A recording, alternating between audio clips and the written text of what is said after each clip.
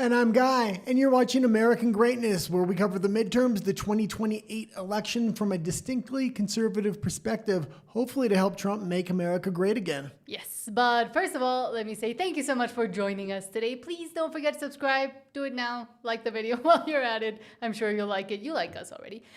We try to read most, if not all, of your comments live after each segment. The show is divided into segments, but we do pause everything we're doing for super chats, and those really help us out as well. And we have memberships. Thank you so much to all our members. Yeah, and thanks to all the new subscribers. Nat was on WDW Pro today talking a little bit of culture and entertainment. So yes, with Culture Casino. With Culture Casino. Who's my favorite guest on there? Even more than Nat, I would say. Yeah, thanks. And we do have an interview with him, so he was very gracious to grant us that interview too. Yeah. But let me start saying hello to Matthew L. that says we need a MAGA hat for Poland. I think Poland is doing pretty well as of now. I would say make a MAGA hat style, but saying be like Poland. Poland is really great, and they have a lot of populist support there. The problem is the EU just has their hooks dug so deeply into Poland. I think they want to make Poland and Hungary next after Ukraine if they want to expand this war. That's number one. But number two, we've seen what happened to Hungary. We see what's happening to Italy now. The EU is willing to wait these leaders out and slowly get their hooks into them and have them slowly convert over to their globalist ways. Yes. Whether it's money or something else behind the scenes making this conversion, we don't know. And Justin GP, hello, as you say, long time no see, but says, well, hello, folks, long time chat, but y'all know I'm busy with, well, everything. And yes, Alberta independence is getting underway, and Justin GP has been very important for all of that. But we're glad you're here. Thank you for stopping by.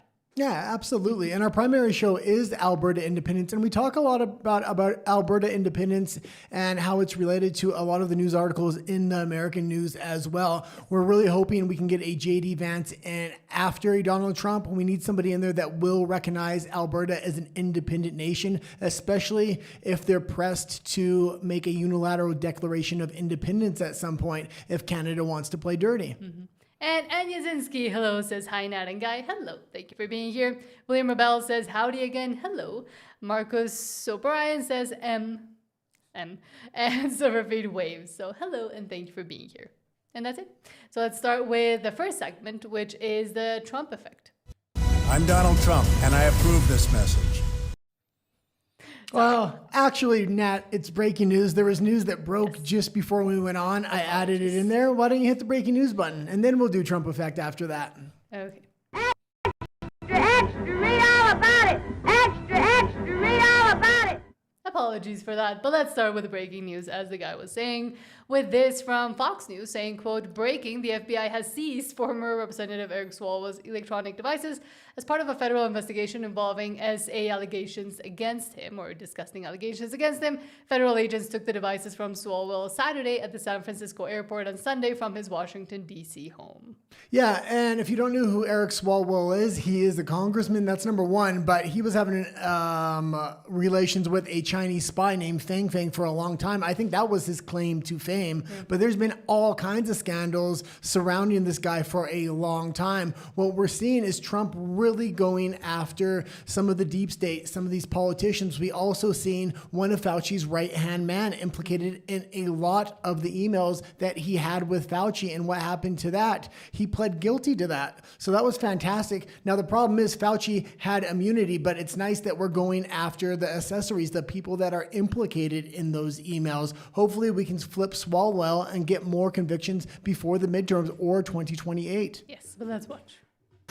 Breaking news, we have just learned that the FBI has seized former Congressman Eric Swalwell's electronics, and this happened on Saturday. They took those electronics from him at San Francisco International Airport on Saturday and then from his Washington, D.C. home on Sunday. Eric Swalwell was not detained or arrested, and we're told the federal investigation involves sexual misconduct allegations against him. Two women who have spoken publicly about sex misconduct allegations against Swalwell we know about. The FBI is not commenting further details on this case, and Fox News has contacted Swalwell's attorney. We're waiting to hear back. Okay, and we Breaking can leave news. it there. And what I will say is I'm seeing more and more prosecutions start to happen. And once you see the first round of prosecutions, what's going to happen? They're going to offer deals to those people so we can flip more and more people. And it's going to be like, hopefully, a house of cards where the deep state will somewhat collapse under their own weight there. And also, if they can't, for example, go after Fauci, at least go after everybody else that is, because it wasn't him all doing everything by himself. And I am glad that some stuff is coming up and some people are at least getting a little bit of justice served. Yeah, absolutely. One other thing I would say about Eric Swalwell, though, because he had that affair with that Chinese spy thing and it made international news, you have to figure he can't be stupid enough not to clean out his phone on a regular basis now. That had to be a warning signal. That being said, a lot of these Democrat politicians are just dumb as a box of rocks. Yeah, you'd be surprised at how many things I'm sure are on all of their devices. And I mean, again, with Hillary and at the highest levels, too. So, well, Hillary took bleach bit to her computers because she wasn't cleaning out her computers or replacing them at a certain level, and they panicked at the end there. Exactly. And I'm sure we'll continue to see a little bit more panic from that side, especially as we're seeing that the Democrat Party is essentially eating itself, or because they let in the enemy from within, I guess, with the DSA, the Democratic Socialists of America, and all of this new idea of socialism, which is just soft communism. They have no idea what to do because a lot of them didn't notice until now, or used it and wanted to continue to use it now that it's becoming uncomfortable and that they're actually losing to this insane side. I think there's a lot of panic on multiple fronts. So it's a good thing that I guess they can go after more people now. Well, we have a whole section pretty much about the DSA, communism, socialism, and you have to remember the America First wing as well. The right-hand side, or the Republicans, kind of have their own internal problems, but they're able to keep it under control. Why? Because Trump already caused the populist revolution on the right. We've already kind of reformatted the right, and we're headed in the right direction. We need to follow up Trump's administration with somebody from within the administration that knows exactly how to follow this up and what the long-term game plans are here. JD Vance is that man, I think. Let's go back to your comments. Justin GP says, Chinese fling. I wonder if he was hungry for more than an hour later. God. And also says, Democrats. Exactly. And they're going to cause their own demise, in my opinion. Yeah, absolutely. Now we can go into the Trump effect. Thank you. I'm Donald Trump, and I approve this message. And let's start with this from Eric Doherty saying, quote, now for the first time in nearly 10 years, American farmers' cattle totals are increasing to rebuild our food supply from the Democrats' disaster. USDA Secretary Brooke Rowland saying for the first time since 2018, we're now seeing a turn where the cattle numbers are moving back up. Yeah, and this is absolutely fantastic. The climate zealotry that was in there with the Biden administration, I mean, Canadians know all about it because this is still going on to an extreme in Canada. I'm going to be extremely shocked in 5 or 10 years if they even allow people to eat meat in Canada. And you say, what? It's a democracy. Well, no, it's fastly turning into a socialist ideological hellhole, and it's going to go down that same path that the DSA wants to go down, and that is communism. The Americans should really take what's going on in Canada as a warning. And Eric Doherty, they're saying food security is national security. And exactly, if you can't keep your people fed, and a lot of communists know the effects of not being able to keep your people fed, well, it makes your whole empire fall. Well, if anybody watches the show on a regular basis, even on yesterday's show, I was talking a lot about truck drivers, a lot about farmers. These are two things that should be central to a society. These are blue-collar workers that are absolutely crucial. Trump has been doing incredible things on both fronts, bringing veterans in to fill a lot of these truck driver roles because of the scandals coming from mass immigration and illegal truck driver tickets, but also farmers. He's refinancing. He's making sure these farmers have a future in America. Today is the direct result of a war on cattle by the previous administration. Frankly, a war on agriculture and a war on farming in general. When you've got a prior administration that is basically blaming cattle for their crazy climate agenda, then you have a real problem. And you also have, you combine that with people are eating more beef today than ever before, which is actually really, really good news. Secretary Kennedy and I obviously been working on new dietary guidelines. We have big announcements coming up on new school lunches, and eating real food is right in the middle of all of that. And so while we're working on combining all of this, ensuring that our ranchers have what they need to continue to rebuild their herds. But listen, here's the good news. For the first time since 2018, we're now seeing a turn where the cattle numbers are now moving back up, where ranchers are retaining their heifers, their mama cows, how they breed their heifers, are retaining at a higher... Pause it for a quick moment. We'll continue on with the clip, but something else I'll say. I'll bring up yesterday's story, and when we're talking about Alberta beef and how it's cheaper in Canada to buy beef from Australia halfway across the world because the industry is so over-regulated in Canada. The opposite is happening in America, and I hope with these new tariffs, I hope tariffs come off beef in America and they can bring that to Canada so people actually have an option they can afford. A lot of people are having to give up meat in Canada because the prices are so insane rate than they have now in years. So I think the administration, President Trump's focus on our ranchers, on rural America, on rebuilding our food supply here continues to be a priority, and our ranchers are getting that message. Jackie, I think one really important point that it needs to go stated is this. The first time in American history, in 2023, we became a net food importer, meaning that the Biden administration's policies basically wrecked what we were doing in America, and we started to import a lot more of our food. We cannot survive as a country, right? We will not know freedom unless we can feed and fuel ourselves. So the opportunity to change that trajectory, to work on that trend, and we're seeing that again for the first time in a number of years. Okay, and we can leave it there. And that is probably the most crucial talking point that she said there, and that is we need to produce our own food. We need to be self-reliant.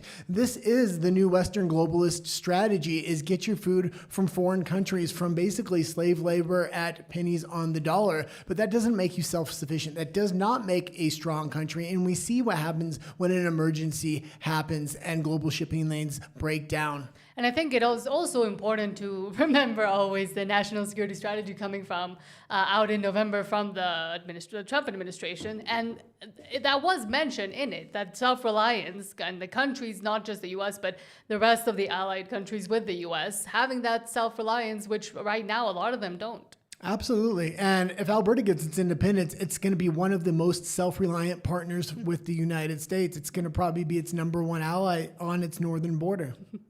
But next, I don't know what this is. Oh, this was absolutely fantastic. AG says, don't let a Trump hater see this. Oh, and I can just imagine a liberal on the beach looking down and seeing this.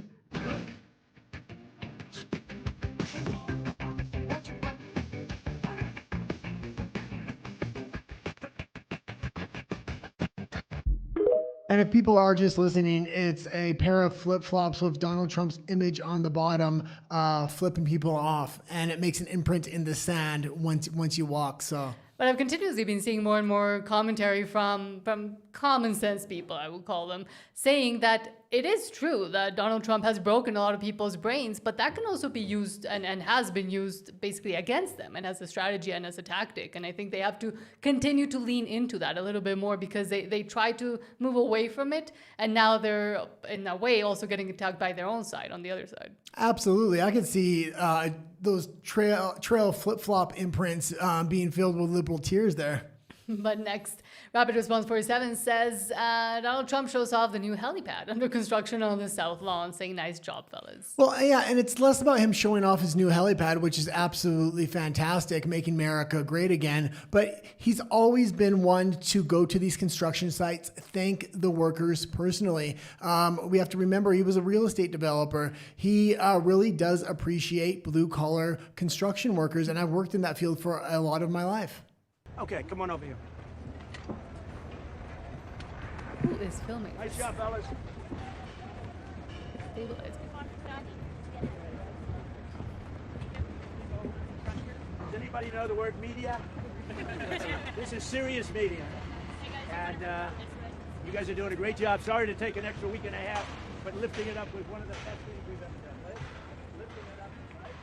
Thank you, Jared. I didn't like that, but and it's still grain. I watched it. There's enough grain. But the lifting it up was a big element. We're going to use this for a lot of different things. So this is a helipad at the highest level. It can land any helicopter in the world, no matter how big, no matter how powerful, no matter how strong. I was explaining for the construction people, I was explaining how when the new big Sikorskys landed, the grass was completely wiped out. Yeah, come on over here, fellas. The grass was, hey, fellas, come on over here. Come on. And I just want to say they've done a fantastic job. So if you take a look from the media standpoint, you look at the lettering and you look at the joints, They're like flawless. The exact, very, like 1/10 Okay, of and an you can inch. leave it there. And I just love these clips where you get to see some of his personality really shine through. And he's not perfectly spoken or anything else, but he's just Donald Trump. And I think people can relate to that, much like when he has a steak with ketchup on it. Absolutely fantastic. Good job by those construction workers. And the Democrats and a lot of people that are against Trump keep talking about, oh, you're building a White House ballroom or you're building this helipad. This is his second term. He's almost more than halfway through. By the time a lot of the stuff is completed, he's not going to get much use out of it. Some of the stuff he might not get any use out of it. It's for the future of America to literally make America great again. And some of the most iconic pictures that come out of these presidents are getting on and getting off of these helicopters. True. But next, Glenn Beck says, quote, Donald Trump isn't just slapping tape on a leaking pipe this time around. He's replumbing the entire house. This is why so many people are missing right now. It's just like the movie The Money Pit. If you buy a home thinking it's going to be your dream house, but the second you step inside, everything starts falling apart. Yeah. Oh, how true. And Glenn Beck has been absolutely on fire lately. I think we have a couple clips for him, one in the beginning of the show and one much later at the end. I think, though, that the entire political system is disconnected on all sides. Yeah. You know, the only ones that really have a clue, but they're lying to you, is the socialists. Yeah. The socialists are talking about where people are living right now. Mm-hmm. You don't know what's going on. It seems completely unfair. The system is broken. I can't afford my bills. Yeah. And no one in the Democrats or the Republicans are actually addressing that. Donald Trump is, you know, he fixed the leak. He fixed the pipe in 2016. But he fixed it with tape because he had to fix it quickly. Okay. He thought he had another term. He's not fixing the pipe with tape this time. He's replumbing the entire house. And so, and pause it just for a quick second. I want to continue on with this clip because it is a classic by Glenn Beck. But something I'll say here, in 2016, they addressed Trump and froze him out with the judiciary. They tried to do that in the second term, but because he had 4 years to plan, he was 100% prepared. And he's come in on the second term, guns and absolute blazing, but we're going to need more than 4 years. It needs to be followed up with the JD Vance. Right now, the strategy is for Mark Carney and the globalists to simply wait Trump out. And that strategy will work if we don't get a JD Vance in the White House. The Democrats will literally undo all the progress that he's done to this point. it's like, you know, it's that moment in the Money Pit. Yeah. Where they buy this house and it's great. The house is Donald Trump. We're the ones who bought this house and it's great. It's going to be great. It's going to be beautiful. I can't believe we got it. It's finally our dream house. And then it's a money pit and nothing is being fixed. And you're spending all this time. You're like, they're never going to fix it. Why aren't they fixing it? And they get a divorce or they're headed for divorce right when it's finished. Okay. That's the situation we're in.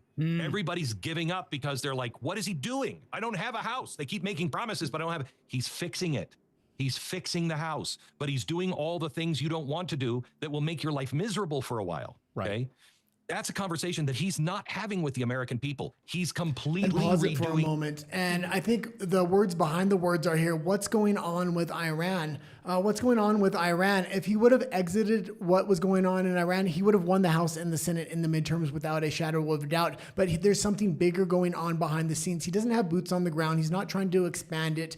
He put messages out today, along with his finance minister as well, saying we're going to have an economic war. We're going to absolutely crush Iran. And this is much better than boots on the ground, but it's going to take some time. And he's willing to really see this thing through and sacrifice part of the midterms, I believe, for it. Now, I hope he can win the House and the Senate, but really a victory right now would be just to win the Senate, I think, in the midterms. You want me to keep playing it? Yeah. The House. And he's doing it because he knows if I don't do that, whatever fix I make through executive order, it will be changed the minute I leave. So I have to fix the structure of everything. I have to replumb, I have to re-electrify the House, and then I have to repoint the foundations. So he's doing all of this, which he won't get credit for until he's gone, I think. And that's when people will realize, oh, crap, he's just redesigned the entire world without the economic forum.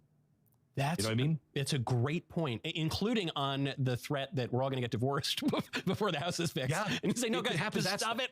Just wait 1 second. Right. You know? Because everybody is playing the short game. Yeah. And everybody is also playing for their own team. I want Vance. I want Rubio. I want the person that understands what he's doing. I'm not saying he's doing everything perfectly, but what he's doing He is truly putting America first, and he's doing really Okay, and hard you can things. leave it there. And I'll say he's definitely headed in the right direction, not just internally inside the United States, but on a global level. I don't think there's a modern president that has done more on a global level. The globalists are in full retreat at this point. They do not know what to do. They're praying to God they can get a Democrat in. And I think if you get a Democrat in, that is the fracture they need. That is the divorce that will happen to undo everything Trump has done. But if you can get somebody to follow up Trump's policy, somebody knows that knows the long-term vision from the inside out, you can really not only make America great again, but make the Western Hemisphere great again. And whoever wants to ally with the United States, make them great as well. And we've already started seeing indications of that with the Shield of the Americas that we always talk about, but also with the cutting off of USAID and seeing the massive shift within Latin America, for example, which is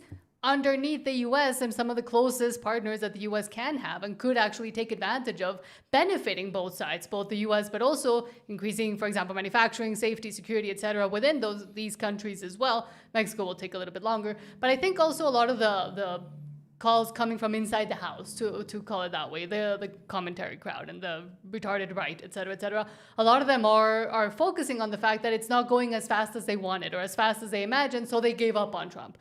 Some of them probably being paid aside to give those opinions, I would say, too, and by other interests that want to take down Trump. But in general, I do think that it's going to take time. And by the time he probably is getting ready to leave, they're going to start seeing that maybe saying that all these things are terrible and horrible was actually not as true as they thought it was. And I think they've also lost a lot of audience. For example, with the war in Iran, a lot of them are saying this is what's going to define the midterms. I don't think it's going to define them as much as many people even want. If they can get a Democrat in after Trump, all that woke right nonsense is going to be able to say we're right, because the Democrats are going to undo all of that. I think that's what they're banking on here. And if we can follow it up with somebody that knows the long-term vision here and knows what's really going on behind the scenes with the economic plays being made with different things like Venezuela, like Iran, like Cuba, like global shipping lanes. Mm-hmm. True.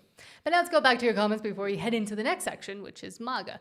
Jesse GP says those flip-flops would be against the law in Canada due to Bill C9. LOL. Absolutely. And it's not so LOL, but exactly. And that's the insanity and the dichotomy that we're living in and that we're seeing, where the U.S. is trying to get rid of all of that and continue with that plan to get rid of that and secure the Western Hemisphere. And Canada is doing the exact opposite and wanting to censor everybody and in going full on with communism. Well, it's not just Canada that has these hate speech laws. It's the entire West except for the United States, because free speech is codified within the Constitution. And Biden's strategy and the Democrat strategy to get rid of free speech was to regulate social media companies from foreign governments or foreign lands like the EU, having onerous fines, having Canada go after American social media companies as well. It's absolutely ridiculous that all these Western countries are abandoning their fundamental Western values at this point, except for America. He's really trying to re-cement that identity that built a great country once upon a time. Justin GP says, such a man of the people, Trump. Yes, he is. And Anyazinski says, I think Trump would be an amazing boss. Well, from a lot of people that work in his hotels and etc., they do say that it's great when he comes by and that he is not the person that he's portrayed to be in the media. Well, you stayed at one of his hotels in Las Vegas, and you said it was absolutely fantastic, and the people were thrilled to work there. Yeah. Culture Casino, hello, we were just talking about you. Nice to see you earlier today, but says, hey, I know these two. Yes, says, nice flip-flops. Yeah. If they are AI, I do hope they make them in real life. Option Trader says, I come in peace. You always come in peace. Option Trader says, Trump built a building in Westchester County, just outside New York City, and he came up on the deck with us and talked to us. He knows construction from the nuts and bolts level. Absolutely. And I'll say another thing about those flip-flops. If they're at Costco, it kind of looked like Costco there. You have to believe they're sold out nationwide. Option Trader says, the White House, The White House is an embarrassment by global standards, small and plain. Other world leaders govern from castles and opulent mansions. It's about time we had a grand ballroom, no more fancy tents. Well, yeah, and that grand ballroom is going to be bulletproof and everything else. And why? Because Donald Trump has had multiple attempts on his life. They're not even reporting on a lot of these. A couple weeks ago, there was somebody else with firearms at another one of his golf course. It was a brief segment on Fox News News, that was the only coverage it got. I mean, we covered it, but a lot of people aren't even paying attention. And again, the ballroom, the helipad, all these other things he's constructing to make America great again, he's not going to see the benefit of. It's the next president, which hopefully is J.D. Vance. But also the legacy that it leaves behind. Yeah.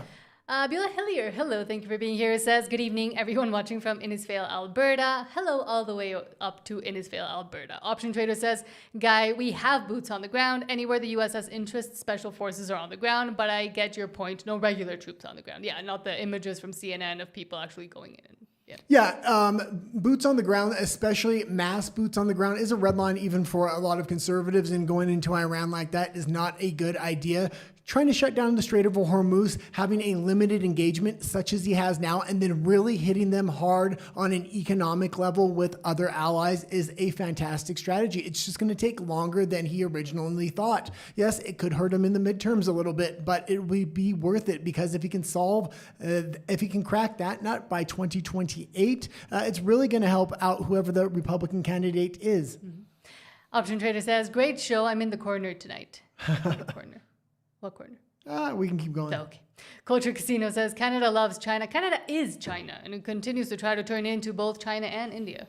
Ideologically into China and population-wise into India. Well, Mexico loved China as well. Canada loved China. They both had the USMCA, but Mexico woke up and they started kicking China out of the country and moving their own manufacturing in, which is a mass benefit. And the relationship between Mexico and America is becoming a really good one. And Mexico is in a really good position because they're willing to work with Trump, even though they have a far left ideologue as a president.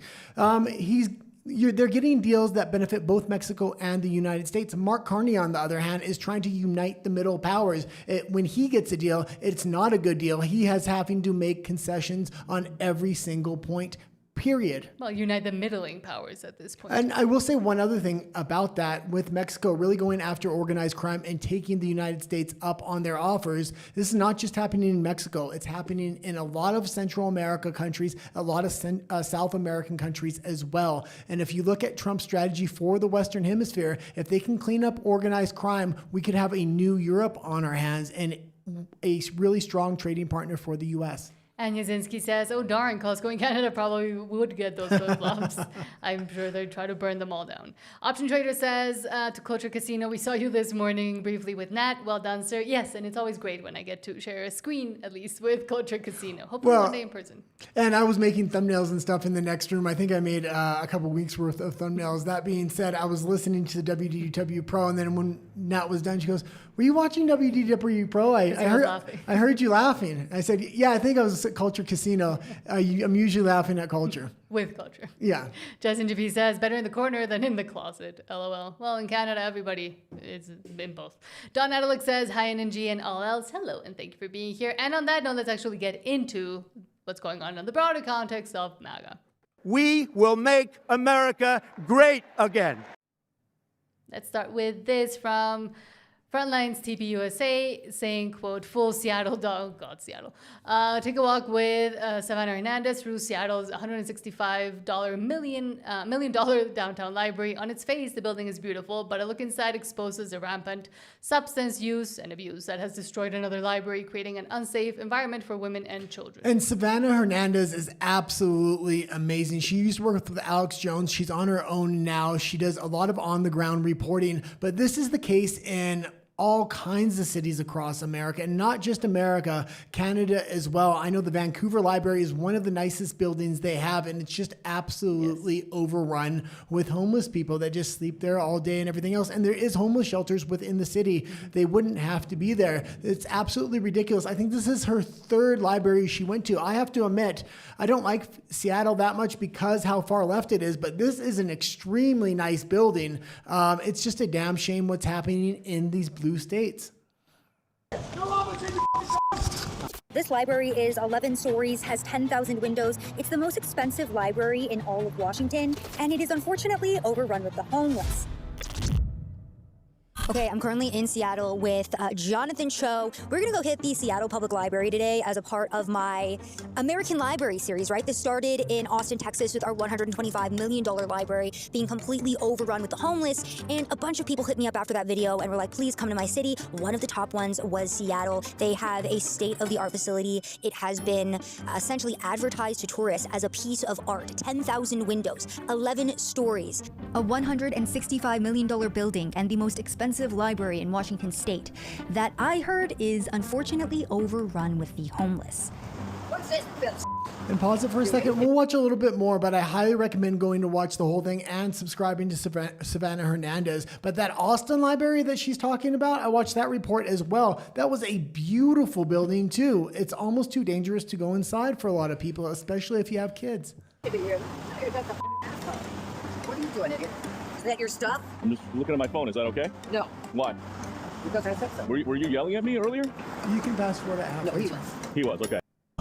The drugs are so strong it takes more than two. So as a backup here for the library, this is what's so controversial. You have the Narcan now in needle form. I mean, look at this. Look how big these needles are, okay? Okay, and we can leave it there. Hopefully we don't get censored by YouTube there. But I will say that is a real problem in Canada as well, especially Vancouver, where we fled from before we came down to Mexico, because socialism is just absolutely taken over that country. But every Tim Hortons you go into is just covered in needles and everything else. And what you allow as a society to happen to places of knowledge in this case, but just in general to your cities, your towns, a takeover, and they're not wanting to do anything and seeing it as being maybe even more elevated morally if you don't say anything and don't do anything. Well, it actually shows the decay that you're allowing to happen. And the decay doesn't only happen on the streets, but it happens to the people themselves. If you go to Vancouver and you walk around, everybody is completely disconnected. And even if they're not on substances or abusing substances, they're completely checked out as well, because living in those environments, having to deal with that, with the social human decay that is happening in these cities and that is allowed to happen by not just governments, but the citizens themselves not standing up enough, at least, or being told that that's bigoted. Well, that just reflects what kind of society you're allowing to fester and to breed, and it's not a good one. You have social services for people to get up onto their feet, like homeless shelters and stuff like that. But then you have a second tier of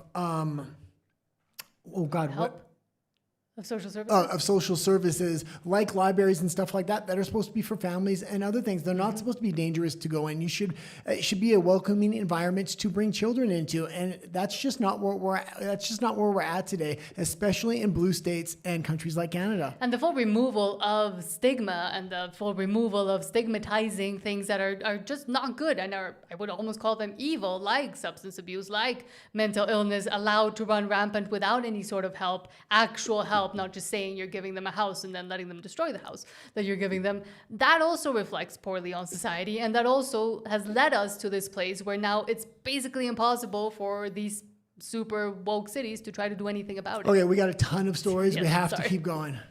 Eric Doherty says, quote, President Trump is sounding the alarm that Democrats are interfering in the Alaska U.S. Senate election. They think it's far away enough that nobody will notice. Running another, quote, Dan Sullivan to compete against Senator Dan Sullivan, Republican incumbent, saying, quote, let me read it.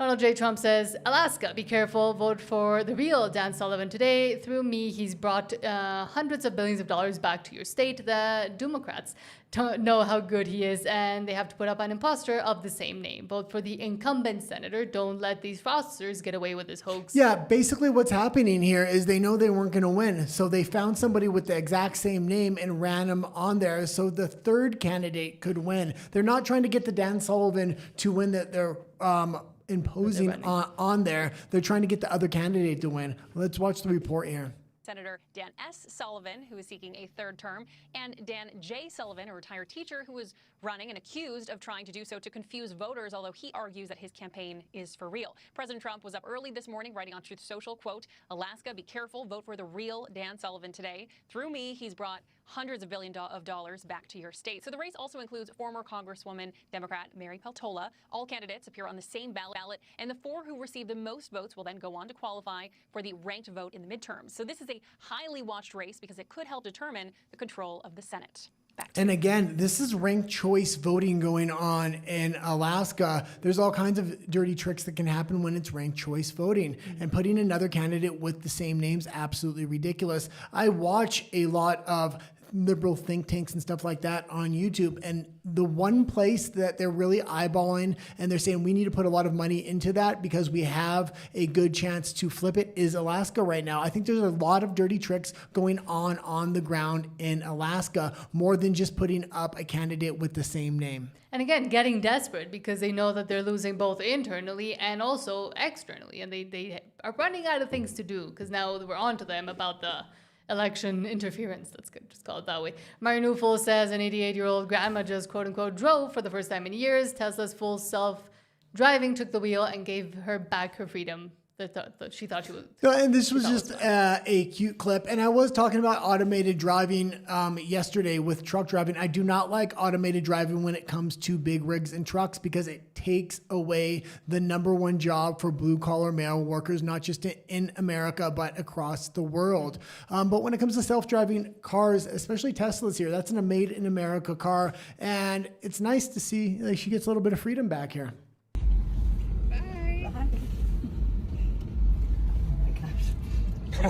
This really feels weird. It's going too fast, don't you think? No, it's a good speed. Well, what if something would run out in front of us? It would show it on here, and it would react just like a human driver. Is it going to stop at this sign? Yep, it's going to yield.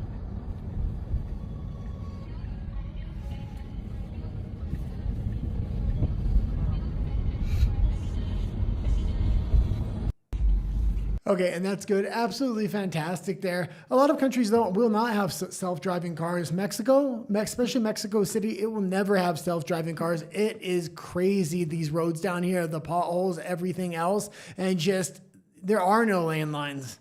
And also in Mexico, when you learn to drive like a Mexican, and you learn faster, I would say, reaction times, because people in Canada do not know how to drive. They don't know how to react, and they only know how to follow the rules. Here, if you follow the rules, you actually get into a car crash. But again, self-driving cars should always be optional. If people really want to drive, I can already see the argument coming out, well, self-driving cars are safer. We have to regulate it. Everybody has to have a self-driving car. That's ridiculous. You live in a democracy. The choice should be had by the people themselves. Yeah, I'm not a fan of self-driving, just in general. But well, for some people like her, it does help. Yeah. Cape for You says, finally on days off, and the only thing that could possibly make it better would be Alberta independence. That's effing go. Well, glad you have some days off now.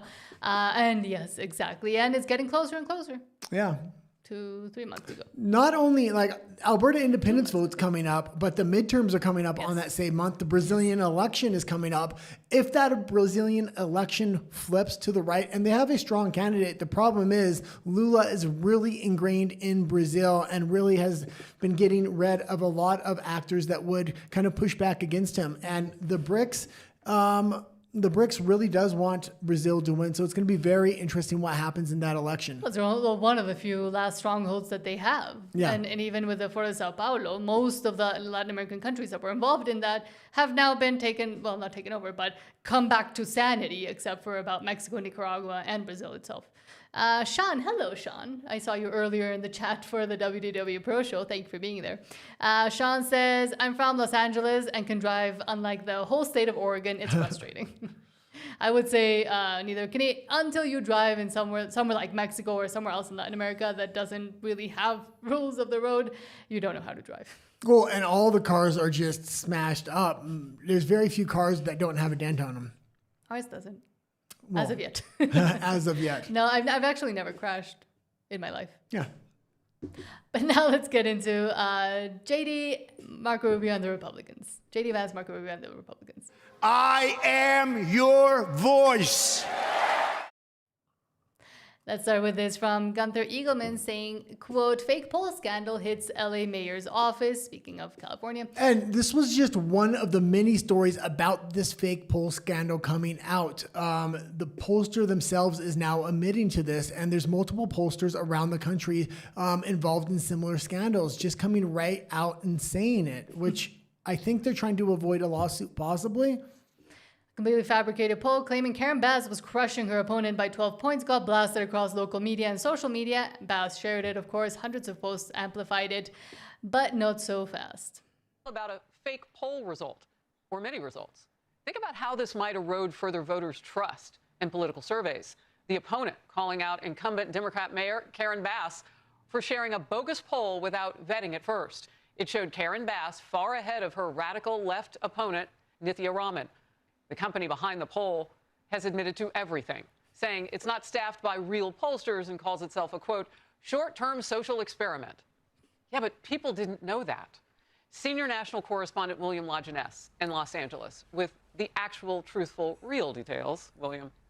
Well, Harris, it was a great scam, and it worked. Now, we've worked in enough newsrooms to know how this happens. You have a legitimate-looking news release, a website, contacts, a timely story, and a lot of media picked this up, and millions of misled voters, unfortunately, paid the price. So here's what happened. A legitimate-sounding company puts out a poll showing L.A. Mayor Karen Bass leading Councilwoman Nithya Raman by 12 points. Well, that's plausible. But it also showed 85% of Spencer Pratt voters breaking for Bass. Well, that is a huge red flag, right? In no way would most Pratt voters support Bass. But the media loves polls. Many TV stations here locally, a major newspaper, published this entirely fabricated poll, and that was republished hundreds of times on social media. Now, when the LA Times called the polling company, it admits the whole thing is a hoax. Here's a quote. Median Strategies was created as a short-term social experiment to examine how purported polling information could enter and spread through the political information ecosystem without independent verification. You can leave it there. You want to talk about fake and false information. This is absolutely ridiculous here.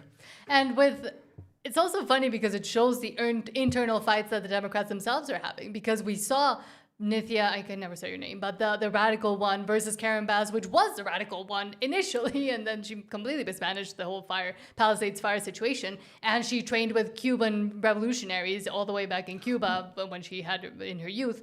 But the fact that there's that fighting between them and that she's having to use fabricated polls also shows the strategy that they try to use a lot in Canada and that media tries to use a lot in general, which is saying something and then hoping it becomes true as the people see that it's coming out. Of course, they had to cover their tracks saying, no, it's a social experiment. But I think that was the actual purpose of it. Well, what I'd say here is this is the least of our worries, especially in a state like California. We need the SAVE Act. There's no voter ID in California. So who cares about a poll? I mean, yeah, I care about a poll, but we need to get down to the root of the issue, and we need a voter ID, and it needs to be a non-digital voter ID. Yes, and I would have loved to see Pratt go further, but I think he's not backing down, and I think we'll see a lot more from him, hopefully. But next, Mari Newful says, quote, the Florida primary is over and Republicans are already closing ranks. Byron Donalds on the night's end saying, tonight we put aside our differences. Tonight we are one united Republican Party. Yeah, and this was absolutely fantastic to see. Both of his opponents actually called him, congratulated him, and they're all going to work together to push this thing forward, which is fantastic news. We've been crisscrossing Florida. We've been knocking hundreds of thousands of doors, taking our message to all Floridians.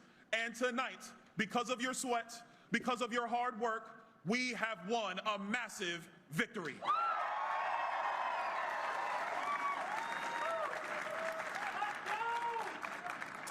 Now, we've just come through a hard-fought primary. I got a call from Paul Renner and James Fishback tonight. And they, hold on, I'm going to tell you why in a moment. And they congratulated me and all of us on a hard-fought victory. And my conversation with both of them is very simple. Congratulations. Let's go beat David Jolly in November. Okay, and you can leave it there, and it looks like they're going to work together, which is fantastic. James Fishback didn't have a ton of support, but he did it a lot better than a lot of people thought. He used alternative strategies.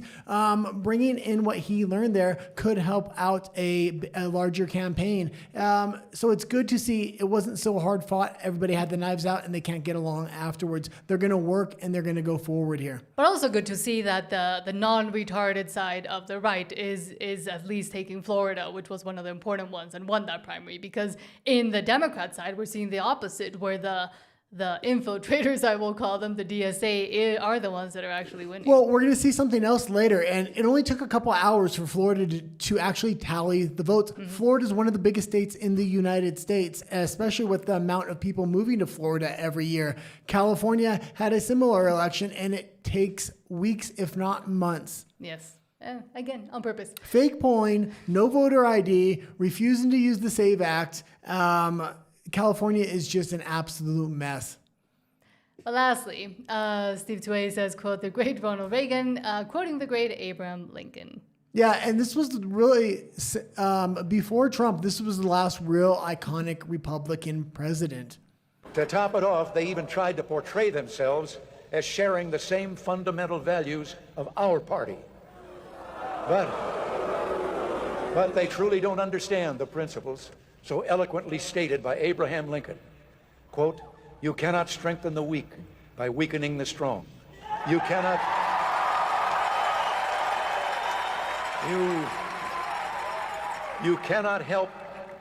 help the wage earner by pulling down the wage payer. You cannot help the poor by destroying the rich. You cannot help men permanently by doing for them what they could and should do for themselves. And Canada needs to learn a lot from that, as well as a lot of blue states, I would say. Yeah, the U.S. and that, again, reminding us that in the U.S., socialism and communism shouldn't be welcomed with open arms. And there's even almost laws on the textbooks against it and against anybody actually gaining power from communism. But let's go back to your comments. Sean says, oh, I can do Mexico City. I did Rome. Different driving styles, but possibly if you survived Rome, you could do Mexico City. But even the guy is always stressed out when I'm driving because cars just come at you. Well, I used to have a motorcycle in Canada. I used to drive a Harley. I used to love it, but I had to sell it when I came to Mexico, and I don't think I'll be getting another one, especially if I'm going to live in the city. Yeah, if we ever get a ranch with a bunch of cows, we can have a motorcycle Well, again. I can have a horse at that point. True. Sean says, done New York City, San Francisco, London, Seoul, Paris, Rome, Istanbul, Milan, Miami, Dublin. Oh, I think I can do Mexico City without a worry. Istanbul would be pretty crazy, I would think, as well. Yeah, that sounds insane. But I would say that sounds like a great way to tell us where you've been, Sean. And I'm glad you've been to a lot of places. Sean says, I love Byron. He's a good dude. Yeah. Yeah. And common sense. And again, does fight against the insanity on the left that wants to or tries to use him as a cudgel too. And Sean says, guy's Canadian. Of course, he is scared. I know. Scared of what? Of the cars and me driving. God. Marcus O'Brien, a bunch of emojis. I think we're not supposed to have Well, emojis. especially driving around here, the amount of motorcycle accidents where people are just splattered on the side of the road is freaking crazy. I've seen a few within the United States and Canada, but here it's like literally, I would say, a weekly occurrence. Mm-hmm. And because we don't have really rules of the road for anybody or motorcycles, so people aren't used to driving motorcycles how you're supposed to. They just go all over the lanes and between cars. And of course, sometimes they get squished. Well, there's no drainage as well. The streets can flood as well as, I mean, a lot of people are poor, so they're forced to drive motorcycles. Yeah. And man, this is just not a safe city for motorcycles. No, but I love it. It's my city. This is where I grew up. On that note, and on that great quote by both Abraham Lincoln and Ronald Reagan, let's get into the DSA, the Socialists, and the... Socialists, Communists, and America First. He keeps trying to make me remember the names. To there. Let's go to there. 9 most terrifying words in the English language are, I'm from the government and I'm here to help. Let's start with this from Newsmax saying, quote, if you disagree, you're a moron. No one has a right to come here. In fact, if you're breaking the law to get here, you're an illegal immigrant. Yeah, and it's her and Bernie Sanders, one of the two they're really going to try to put up, if not both of them. And we cannot let them forget her past. She's trying to whitewash herself right now, walk away from a lot of this DSA policy, saying, yeah, I'm a DSA member, but I don't agree with all the policies. My branch is different than the main branch, blah, blah, blah, blah, blah. Woke 1 was crazy. She said, yeah, Woke 2 is going to be even crazier if this broad gets in office. Respect for the right of human mobility, because it is a right. It is a right. Because we are standing on native land, and Latino people are descendants of native people, and we cannot be told and criminalized simply for our identity or our status. Asylum is a human right. Show me where in the Constitution it says asylum is a human right. And is it pause right it next for a to moment. healthcare? And I didn't know what she was talking about first. When she first was saying mobility is a human right, I was like, is she talking about handicapped people? No, they're talking about opening the borders, wanting open borders. Trump did a fantastic job. It was like almost day one. Border freaking shut down. And Biden said, oh, we can't do that. It's impossible. We need the House and the Senate to do something like that. Trump did it through executive order day one. If we don't follow it up with the J.D. Vance or somebody that's really going to push through with similar policies, they're going to try to undo everything, and you're going to see 11 million people or more flood the border again. And again, they always conflate the fact that you're not supposed to be detained or restricted from moving within your own country or within your own body. They're conflating that with borders and border security and countries even existing. You cannot have a country if it doesn't have borders.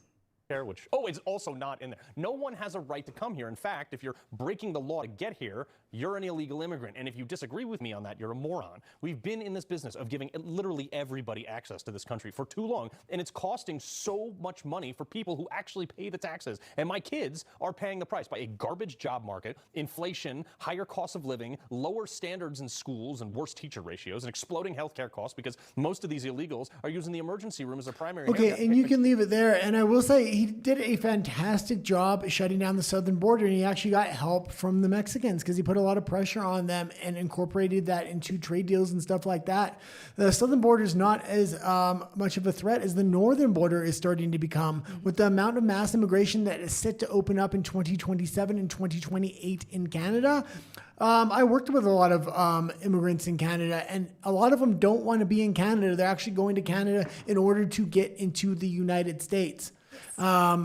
I'm fully expecting if the Canadian economy starts to really collapse like it looks like it might, and they continue to try to float it with mass immigration, you're going to see a lot of those mass immigrants try to hit the northern border, and the northern border is a lot bigger than the southern border. It is going to be really hard to shut that thing down. Yeah, and a lot tougher to actually police it even because of the some of the rugged areas there, but also some of the residential areas where you can't just have border patrols and border police 24/7 there. Well, I used to work directly on the border, and man, it is wide open. It used to be considered the biggest unprotected border in the world. I think it still basically is. I mean, the comparison of about 156,000 border patrol agents in the southern border versus I think it was like 5,000 in all of the Canadian-U.S. border is, I mean, that dichotomy is insane, especially as we are seeing people being allowed to come into Canada to basically take advantage of not just Canada, but the access that Canada gives them. Well, there was one street I used to... Nobody really wants to stay in Canada. There was one street I used to drive down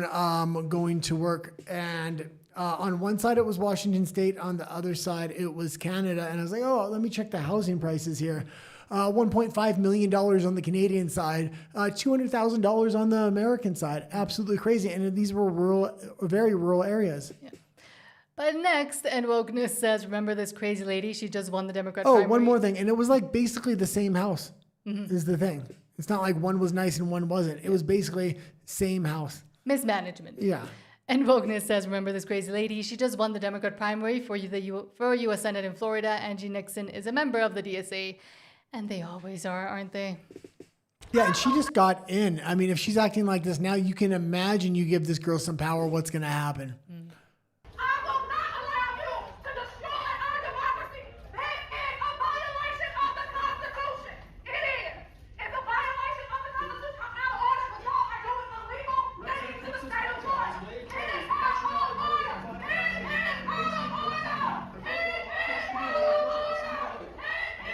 Okay, and you can leave it there. And she was complaining about a violation of the Constitution. It looks like she's violating the law there by making sure nobody has a chance to talk and they can't actually conduct the meeting there. Well, bringing back decency would be step one, I would say. But also in the DSA, they don't believe in that because in order to have a revolution, you have to have insane people that are willing to go do things like this. And that's why we see so many crazies within the DSA, because their goal will always be to further the revolution. There is no end point for the revolution. It's just the revolution. But next, speaking of insane people insane women, Libs of TikTok says, quote, liberal white women are outside the courthouse supporting Lindsay Clancy, who ended the life of her 3 children in a disgusting way. Something is very wrong in our society. Yeah, and I actually cut this segment down. I had 3 different clips for this, but there's more important news I had to put for the other 2 clips. But man, liberal women are going crazy on TikTok, making videos saying how she's justified, how they're crying for her, how they're watching the trial, sympathizing with her, holding their own babies, throwing ice in the tubs, having rage fits because this is injustice. No, this isn't injustice at all. Women need to take responsibility for their actions. Postpartum depression, my ass. Lock this girl up. Give her the death sentence. What about the 3 children? These 3 children didn't even have a chance to start their lives before she took them away. Mm-hmm. And again, even if it is due to mental illness or postpartum psychosis, as they're claiming, it doesn't justify the ending of life, and it doesn't take away the fact that now there has to be some sort of justice served and some sort of punishment, and it's going back to that whole loss of decency and morals and of society turning a blind eye to mental illness, for example, but also over-medicating women, which we're seeing here is probably a lot of them being over-medicated, just like Lindsay Clancy was. I don't know if me and Nat differ a little bit here, but I say you throw the death penalty at this woman. I mean, I'm not saying no, but Period. what I'm saying There's is no justification. The fact that she's even willing to use this defense, they need to give her a much harsher punishment. This would justify other people wanting to do the same thing if they find her innocent. Postpartum depression is a bunch of BS, in my opinion. It may be a thing. It's not a thing that you can justify anything with. It's like a guy that goes off to war, comes back, and starts killing people here because he has PTSD. You're going to lock him up and you're going to throw the book at him. There's no reason to excuse these behaviors. That's what I was trying if to she say. has problems, she can go find a psychiatrist or get on medication or whatever it is. No, the problem is she found a psychiatrist that gave her, and a bunch of psychiatrists, that she might have been looking for more and more ways to actually obtain more and more medication. This is just conjecture. Nothing has been proven fully in court. But what I was trying to say is that by softening on the fact that now it's mental health, not mental illness, and by removing the stigmas around all of this and removing the noticing when people are going crazy, we're allowing crazies to just roam free and without any sort of actual action against it and actual societal pushback against it. So now women think that it's okay to go support someone that ended the lives of women don't have any responsibility in modern society. Feminism has taken that away, and there needs to be responsibility for their actions. Yes. Hopefully we'll see it this time. Sorry, this thing really upset me because of all the things that I took out. These women, man, I don't like feminism in the first place, but this is going to a whole nother level. These women that are surrounding these things, especially when you're seeing the interviews, their little TikToks that they're making. Thank you.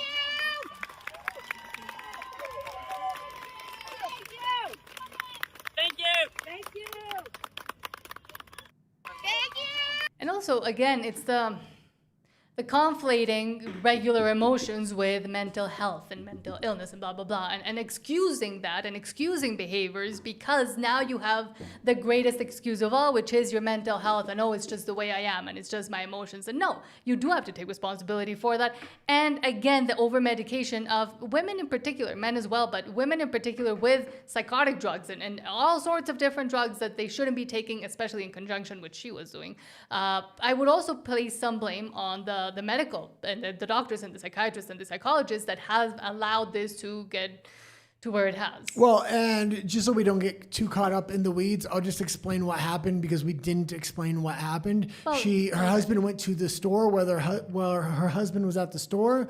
She took the life of her 3 children, slit her wrist, and jumped out the window, is permanently paralyzed and survived. And now she's on trial. And all these women are supporting her actions because she said she had postpartum depression. Psychosis, postpartum psychosis, it's 2 different things. But I will also say it's been coming out that she was seemingly probably taking way too many different psychotic pills and medications that shouldn't have been taken in conjunction, probably not fully supervised by a doctor. Okay, let's keep going because we got a lot of stories I here. do blame the pharmaceutical industry as well. James O'Keefe says, quote, he offered Senator Lisa Murkowski's brother James O'Keefe offered Senator Lisa Murkowski's brother ballot at Alaskan polling location with no ID required. Yeah, and again, this is why we need the SAVE Act. We need voter ID, and James O'Keefe has been doing a fantastic job, as well as a couple other on-the-ground journalists. The other big scandal here was in Minnesota, where you can vouch for up to 8 people without an ID. Absolutely ridiculous. It looks like Alaska is having all kinds of holes in the system as well. And we just showed that other story earlier where they're running a candidate with the exact same name. And when I watch these think tanks on YouTube from Democrats, where they're looking to really hone in is Alaska. Why? Because there's a ton of corruption going on there. That's how Democrats flip states, not because they actually get votes. This is James O'Keefe in Anchorage, Alaska. I'm about to get offered Senator Lisa Murkowski's brother's ballot.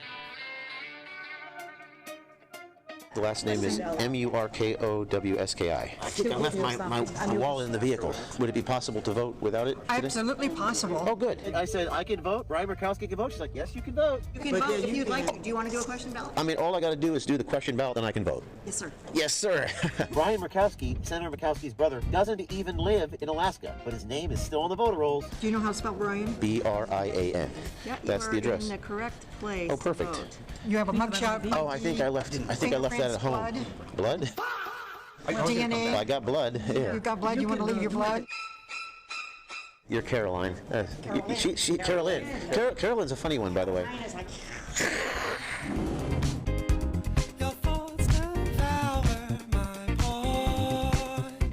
Thank you for helping me. And you know what? We appreciate it too because, you know, we're volunteers and we're trying to figure this out. Huh? We're all trying to figure things out in life, right? Yeah. Brian Murkowski always does the right thing.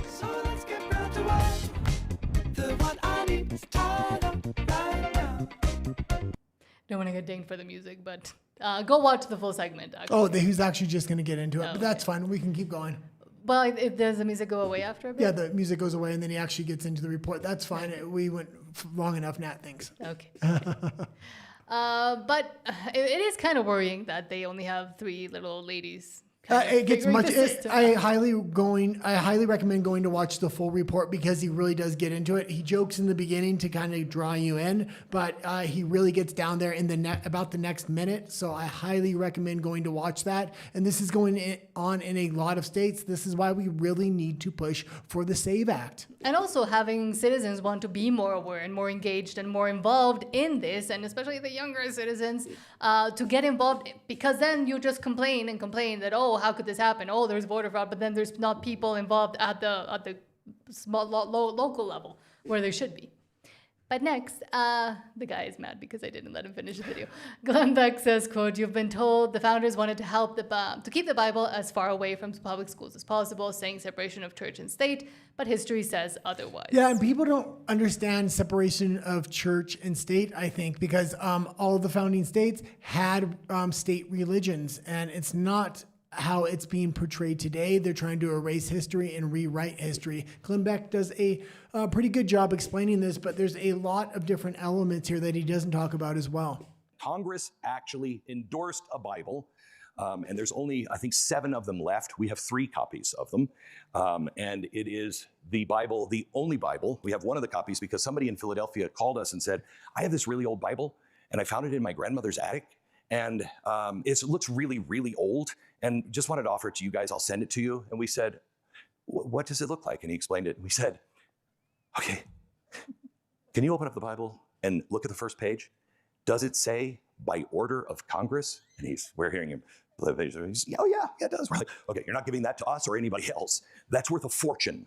That Bible is the first Bible. Congress, when they first got together, they said, we need a Bible printed in America that we can use in schools. So they authorized the Bible to be printed for schools. A little thing that has been conveniently erased that you don't ever hear. Wait a minute, that's the only Bible that holds the endorsement from Congress ever in the history of America. And absolutely fantastic little clip there. Glenn Beck has been doing great work lately. And I think a lot of people conflate and confuse, and even here in Mexico we see it, which is a very religious place, Mexico, but people conflate the separation of church and state with there no being religion at all and not being able to talk about religion at all or have any kind of mix. But it goes more towards the actual You need a non-moving moral foundation. Otherwise, your society is not going to have any guardrails. And we see this happening in a lot of Western countries right now. Also, Islam is coming in mass and starting to conquer a lot of these countries. It's very important that the West finds a non-moving moral foundation, and that non-moving moral foundation, Christianity was a great bedrock for a long time. Influence and monetary wise, that is what I was trying to say, that they conflate that and not having that crisscross between government and religion or the church versus not being able to talk or not being able to have a religion or look towards religion or even speak about it, because for the longest time now a lot of politicians don't even want to mention it. Well, again, you can have state religions, and they had state religions in the founding of the country. Every single founding state had that. There was not the separation like people think. And it's very interesting when you watch these religious debates when they talk about the separation of church and state. This was on a federal level, so there could be so each state could choose their own religion. That's how it was originally brought in. But now let's go back to your comments. Sean says, did you ever see that documentary Mr. Reagan, the YouTuber did on AOC, basically accusing her of being an actress? And I think he has a point. She is about as deep as a kiddie pool. Yeah, she was an actress. Actually, her brother is the one that answered the ad, submitted her for the role, and then told her about it after, because she didn't submit herself. She went in and ended up being to be a politician. And this isn't just happening in the U.S. This is actually happening all over the world. They're trying to recruit people like social influencers on YouTube, people that can speak well or can check all the boxes. And I guess AOC checked all the boxes for the Democratic Party, or at least the DSA at that point. But I think with AOC it was alleged, but as of now. No, she talked about it on camera, and we played the clip where she talked about it on camera. I'll get it for tomorrow's episode. Okay. Sean says illegal aliens, when they don't directly compete for jobs, work for such low rates, they hamper mechanical innovations such as the grape picking machines in Australia used for wine production, which eclipse Napa. And that is another aspect that doesn't get talked about, the fact that by hindering the progress that you could be having in industries and just focusing on how little you can pay for whoever wants to take the job, you're not actually innovating. Sean says, bless her heart. I don't know which one, but yes. Sean also says, everything else about abortions are just words. Adoption accomplishes the same thing without the evil child sacrifice farce. And I fully agree with that, and I'm a huge advocate for adoption, and I do think that there are many, many other solutions before women should even have to think or look into, or governments, or etc., abortion. Justin TP says, so what you're saying is many women are crazy. I think we all know that. Sorry, Nat. No, a lot of women are crazy for sure. Absolutely. And have been made crazier as well. And that trial is really showing that maybe Nat was right on this one as well. And you can go on and talk about that for a minute. About what? You don't think women should run in politics? Oh, yeah. I don't think women should be. Not in all politics, but I don't think they should be at the highest echelons of politics. And I think their time would be better served elsewhere. And I'm usually not that firm, but man, this trial is really making me rethink my stance on those issues. Well, I don't like female presidents, for example. I did a few exceptions, Margaret Thatcher and Queen Elizabeth. Sean says Alaska is very corrupt. Oddly, it was the DOJ persecution of Ted Stevens 25 years ago, which has made the DOJ a little scared. A lot less printing presses in America back then too, during the Bible time. Yeah, I always thought it was really red though, and it looks like they're really looking to hone it in on Alaska this year. Sean says, what if the Moors didn't take Spain? You would have maybe gotten a Gothic church controlling Spain and Latin America. Maybe, if they hadn't been defeated too. Yeah, and seeing what's happening in Alaska, because there's a lot of stories coming out about corruption there. I think they're going to hone in on these little forgotten states that nobody's really trying to pay attention to. Because I think Trump is really looking at the bigger states and voter corruption in a lot of those states, especially places like Arizona. The Vespa, hello, says, I don't know how long this quote-unquote trade deal will last. Trump basically said in his Truth Social post that any country caught aiding Iran economically will face the same punishment. Canada has helped them. Yeah, well, Canada basically bent over backwards and gave Trump everything that he wanted, and they're still on a year-to-year review with the USMCA. So basically what's going to happen is the Canadian economy is slowly going to be hollowed out, and this gives time for a lot of the businesses to relocate. You don't want to be flooded all at once. Philip also says the behavior of that Democrat lady with the megaphone is normal. Future quote-unquote doctors and engineers always act that way. Oh yes, and if you've seen those graduation videos, yeah, they do.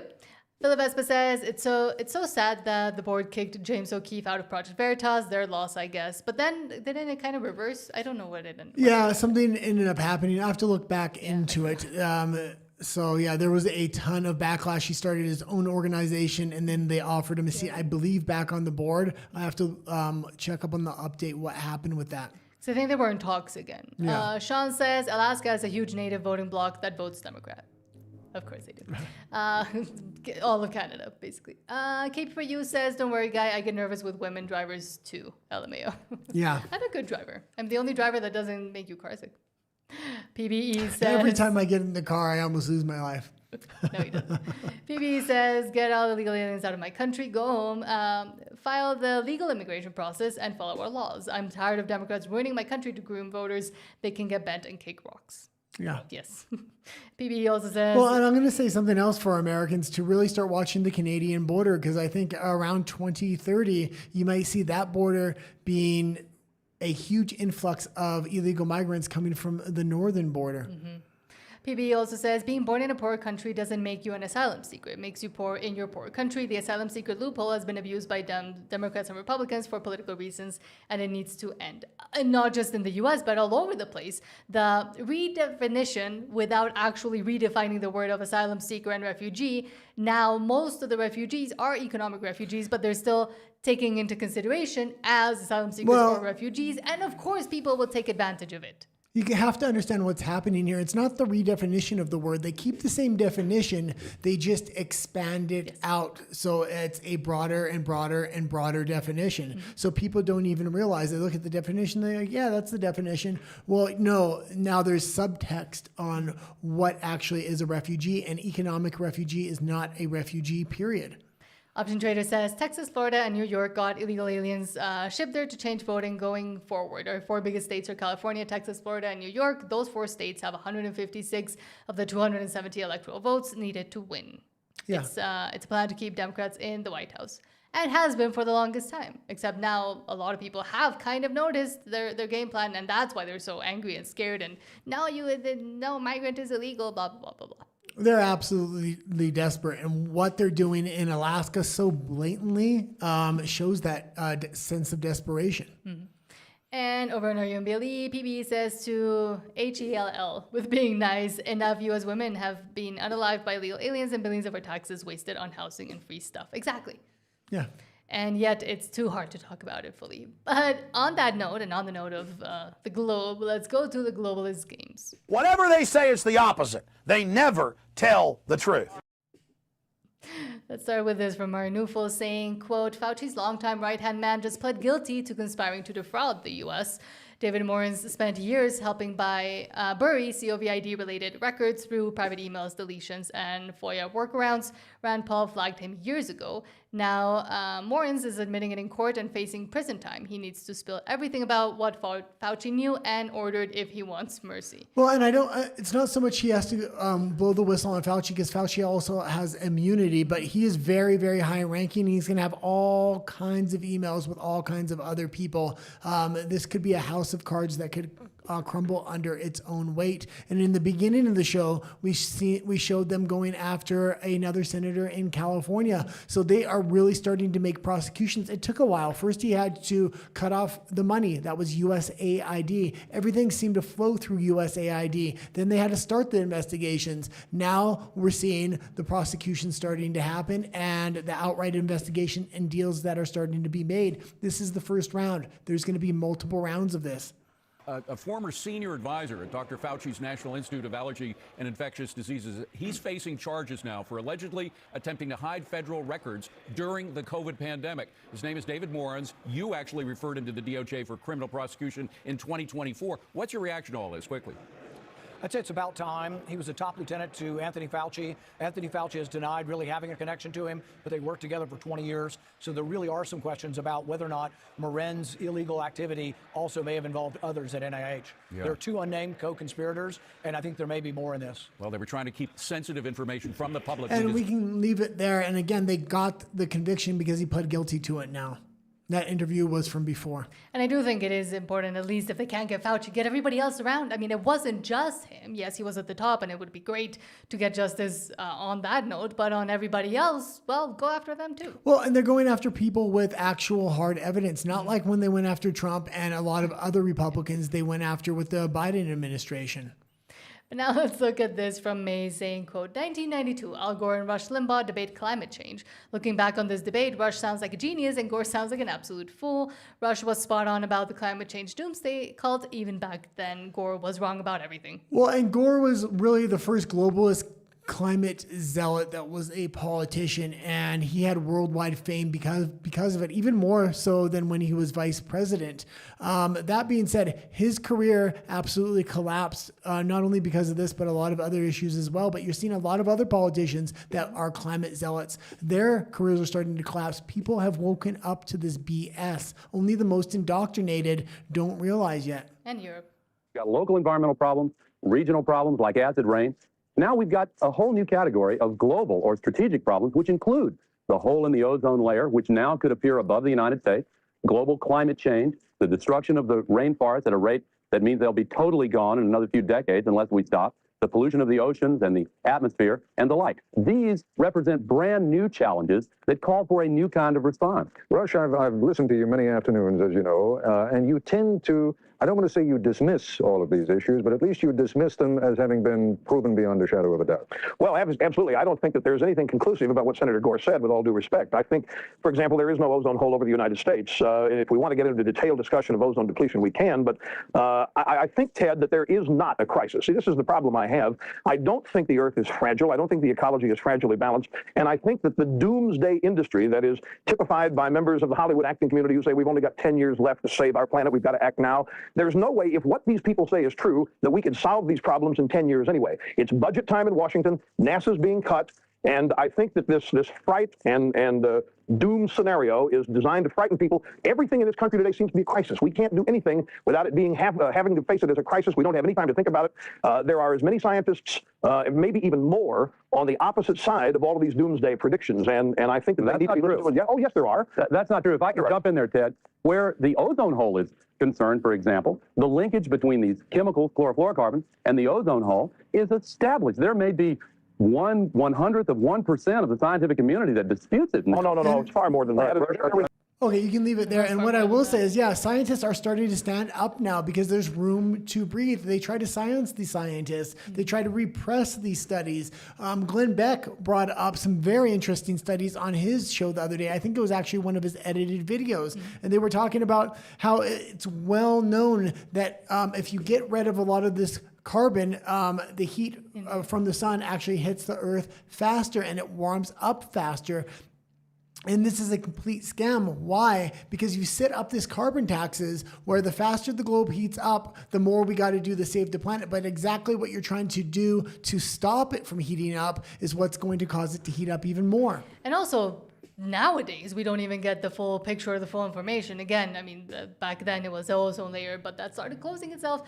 But in the countries that are doing the most for and profiting the most, also at least profiting their leaders the most with the climate zealotry, they're the ones that have to do the least. And then inequities and inequalities between allowing China, India, etc. to continue to pollute, while Canada, which produces one of the lowest quantities of CO2 and of pollutants in the air, has to do everything and put all the restrictions upon everything and all their industries, essentially hampering themselves and relying on others. Well, this is why it's important we get somebody in there after Donald Trump that gives breathing room for these scientists and this information to get out there. Otherwise, these globalists are going to come back with a vengeance and really start to try to implement even more draconian carbon taxes on countries. And this entire thing is a fraud. Not only give room, but also encourage that information to come out and put it as they have been doing with other things like the Jibby Jab era on the White House website. We have to move on. We got a ton of stories, literally. This says, quote, government faced with COVID versus government faced with immigration.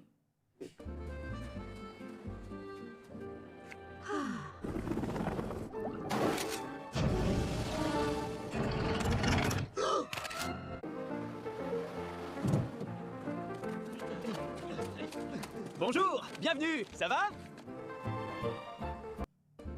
And that's exactly what's happening in Europe now. And Spain. Yeah.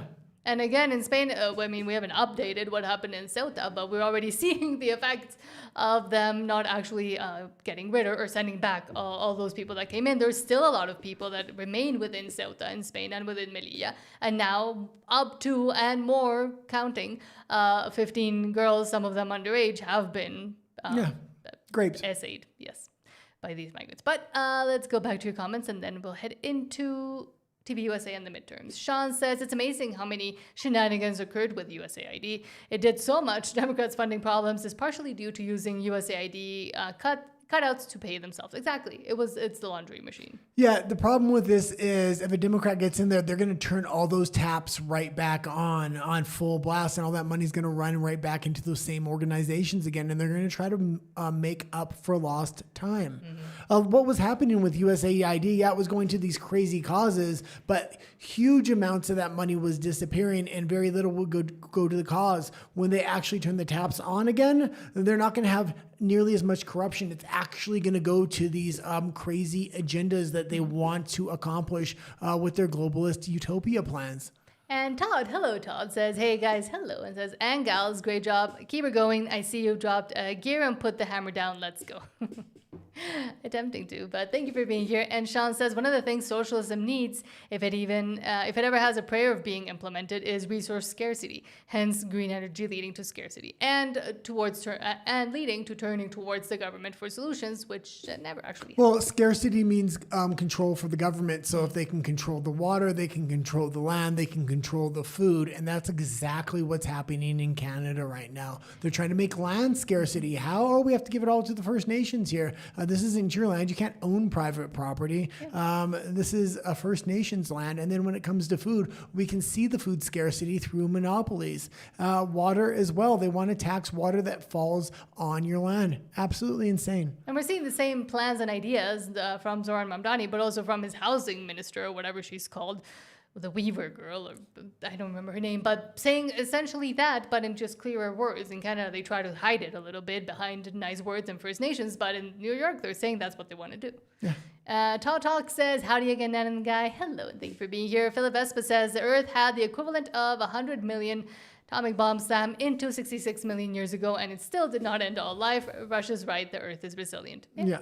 And sometimes it actually needs these mechanisms functioning and changing and everything changing to sustain itself. It's fine to protect the environment at a certain point, but climate zealotry and setting up an entire economic system to give the elites power and to hold citizens down is absolutely ridiculous. Yes. John B. says government doesn't make solutions, they cause problems. Well, they cause problems so that they can be the solutions and they can continue to be in power. On that note, let's get into TPUSA and the midterms. I'm done, I'm pissed, and I'm not putting up with it anymore. That one I did say right. Let's start with this from OSZ saying, quote, Republicans are leading in the Senate generic ballot in the swing states, +6. Okay, we're talking about the Senate map, right? The Senate map, as I mentioned, tilts heavily to the right, heavily to the right. And you can see it here. The median in the 6 key Senate races, we're talking Alaska, Maine, Iowa, North Carolina, Ohio, and Texas. There's a median in these six races. Look at this. A generic Senate, Republican, that is, who do you want to control the United States Senate? In those median seats, the median seat, Republicans still have a lead of 6 points. It's still a very large lead. And Republicans, if they hold on to the median seat, they will hold on to the United States Senate. And get this, I mentioned earlier on the problems with that Democratic brand. Look at this, 53% of the voters in the median of these key 6 races say that the Democratic Party is too liberal. I'm going to get, okay, we're talking about the Senate. Yeah, and absolutely fantastic. And this would be a victory for Trump if he just holds the Senate. That means he's going to retain the same amount of power he has. Now, I would love it if he got the House as well, but Iran has thrown a curveball in here. I think he was expecting to have this thing wrapped up and a deal wrapped up.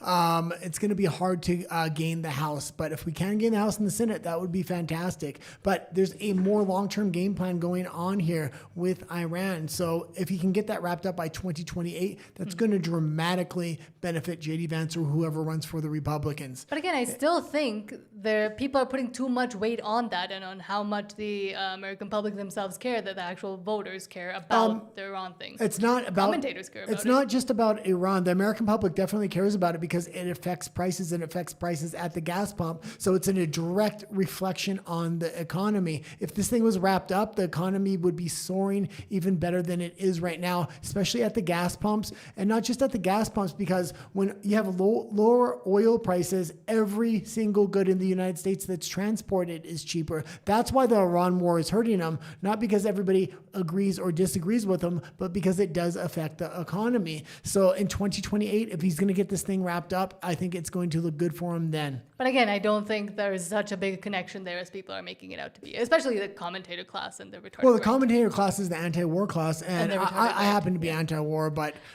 No, I know, but I'm saying like the ones that are fear-mongering that the Republicans are going to lose everything because of I don't think it's going to be the case. Yeah, well, do you want to make a bet then? No.